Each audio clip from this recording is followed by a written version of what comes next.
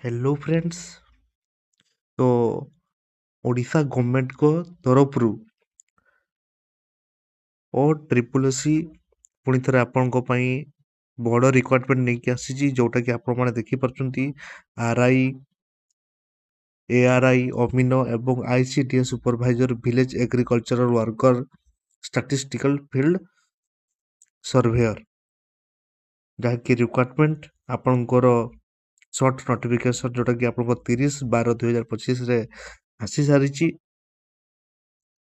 तो तार डेट जोटा कि आपणकर ए डिसेम्बर लास्ट रे एप्लाई पई आसीबा कथा जोटा कि आपण माने देखि पारुछथि सेटा आपणकर रिशेड्यूल हो जाइछि जोटा कि आपणकर स्टार्टिंग हेबो 7 जनवरी 2026 रु आपणकर स्टार्टिंग हेबो।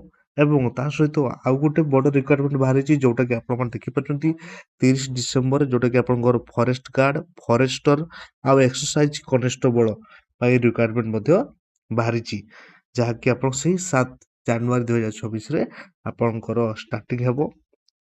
तो तार मु गोटे बड़ वीडियो मु गोटे आपन को पोस्ट करदेवी जोटा कि आपन फॉरेस्ट गार्ड फॉरेस्टर पे गोटे वीडियो मु छाड़देवी आ गोटे आरआई एआरआई पे मु वीडियो पोस्ट करी।